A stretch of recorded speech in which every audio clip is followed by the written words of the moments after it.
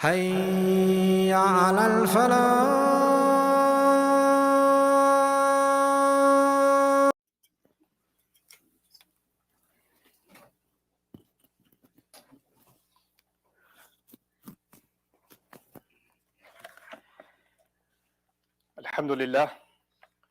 الحمد لله خالق الوجود من العدم، وجاعل النور من الظلم، ومخرج الصبر من الألم، فملقي التوبة على الندم، فنشكره على المصائب كما نشكره على النعم، ونصلي على رسوله الأكرم ذي الشرف الأشم والنور الأتم والكتاب المحكم وكمال النبيين والخاتم، سيد ولد آدم الذي بشر به عيسى بن مريم ودعا لبعثته إبراهيم عليه السلام حين كان يرفع قواعد بيت الله المحرم، فصلى الله عليه وسلم وعلى أتباعه خير الأمم الذين بارك الله بهم كافة الناس العرب منهم والعجم.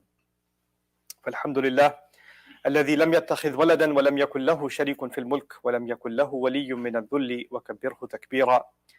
والحمد لله الذي أنزل على عبده الكتاب ولم يجعل له عوجا. والحمد لله الذي نحمده ونستعينه ونستغفره ونؤمن به ونتوكل عليه، ونعوذ بالله من شرور أنفسنا ومن سيئات أعمالنا، من يهده الله فلا مضل له ومن يضلله فلا هادي له، ونشهد أن لا إله إلا الله وحده لا شريك له، ونشهد أن محمدا عبد الله ورسوله أرسله الله تعالى بالهدى ودين الحق ليظهره على الدين كله وكفى بالله شهيدا. فصلى الله عليه وسلم تسليما كثيرا كثيرا. أما بعد، فإن أصدق الحديث كتاب الله، وخير الهدي هدي محمد صلى الله عليه وسلم، وإن شر الأمور محدثاتها، وإن كل محدثة بدعة، وكل بدعة ضلالة، وكل ضلالة في النار. قال الله عز وجل في كتابه الكريم بعد أن أقول أعوذ بالله من الشيطان الرجيم: وإذ أخذنا ميثاق بني إسرائيل لا تعبدون إلا الله وبالوالدين إحسانا وذي القربى واليتامى والمساكين وقولوا للناس حسنا وأقيموا الصلاة وآتوا الزكاة ثم توليتم إلا قليلا منكم وأنتم معرضون. اللهم لا تجعلنا من المعرضين. رب اشرح لي صدري ويسر لي أمري واحلل عقدة من لساني يفقه قولي. اللهم ثبتنا عند الموت بلا إله إلا الله. اللهم اجعلنا من الذين آمنوا وعملوا الصالحات وتواصوا بالحق وتواصوا بالصبر. آمين يا رب العالمين. At a previous occasion, I've spoken to you extensively about an ayah from Surah Al-Ahzab, and that ayah is about speaking clearly. يا أيها الذين آمنوا اتقوا الله وقولوا قولا سديدا. And I talked about the benefits of that particular ayah and what we can take away in our lives from it. So speaking clearly is one directive in the Quran, but speaking beautifully is another separate directive in the Quran. And that's what I'm going to speak to you about today, and the importance of beautiful speech and what it actually means, and how that can better our lives if we just take this one thing that Allah has said and implement it. And in fact, it's not just something that benefits you and I, but if we fail to implement it, it brings a lot of chaos into life.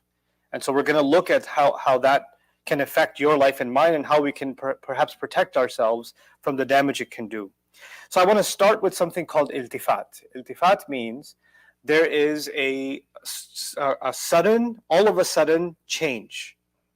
So for example, if I'm talking to one person and all of a sudden I stop talking to them and I start talking to somebody else.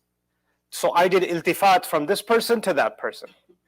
Or I could do an iltifat of a subject. I was talking to you about cars and all of a sudden I started talking to you about the weather. That would be iltifat. There's a kind of iltifat in the Quran. It's done very, very strategically. Sometimes Allah talks about some people, and that's called the third person. So he's talking about them and they and the Israelites, or whoever, in this particular case, the Israelites. And all of a sudden, in the same ayah, by the time he gets to the end of the ayah, he's not saying they, he's saying you. So there's a switch from they to you. And that's a big switch. When you're talking to somebody and you're saying, I heard about them, they did this, they did this, they did this, you did this. You switched over from them to you. Those are two different groups, right? So what happens in this ayah that I'm about to share with you, the 83rd ayah of Surah Al-Baqarah, is this kind of iltifat. And I want your attention on that because part of what we're going to learn has to do with this iltifat, this deliberate thing that Allah does in the Quran, this transition. So He says, subhanahu wa ta'ala, that when we took the covenant, the promise from the children of Israel, that you shall not worship anyone other than Allah, and you will be the best you can possibly be with both your parents. So He's talking about what He said to them. You won't worship anyone other than Allah. You will be the best you can be to your parents and to close relatives and to the orphans and to those who can't help themselves, al-masakin. And you shall speak to people, وَقُولُوا لِلنَّاسِ حُسْنًا, and speak to people in the most beautiful way.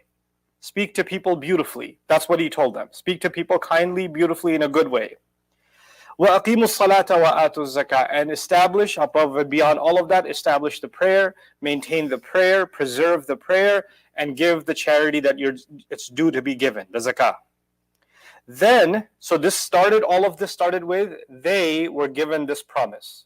Then He says, then after that, I'll expect Allah to say, then after Allah took this promise from them, they turned away. Right? Because He took it from them, and they turned away. He says, ثُمَّ, instead of me hearing ثُمَّ تَوَلَّوْا إِلَّا قَلِيلًا مِّنْهُمْ وَهُمْ مُعْرِضُونَ قال ثُمَّ تَوَلَّيْتُمْ إِلَّا قَلِيلًا مِّنْكُمْ وَأَنْتُمْ مُعْرِضُونَ. You turned away, except for very few among you, while all of you were purposefully ignoring what was taught. All of you were deliberately ignoring. So we went from they to you. Now this is important for the Israelites because when Allah gave them this, that was even though this is the time of the Prophet ﷺ, when Allah gave them this instruction, it was given to them through Musa ﷺ. That was thousands of years ago, even for them.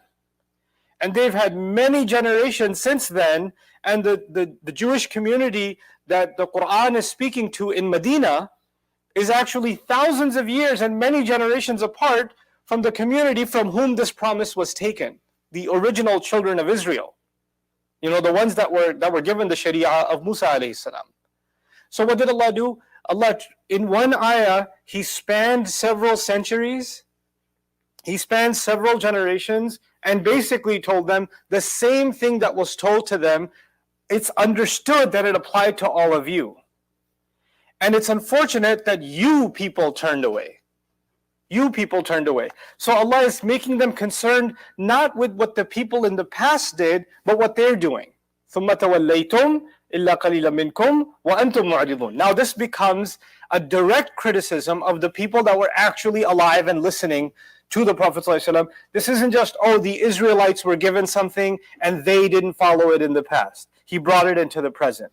And in doing so, He taught the Muslims something.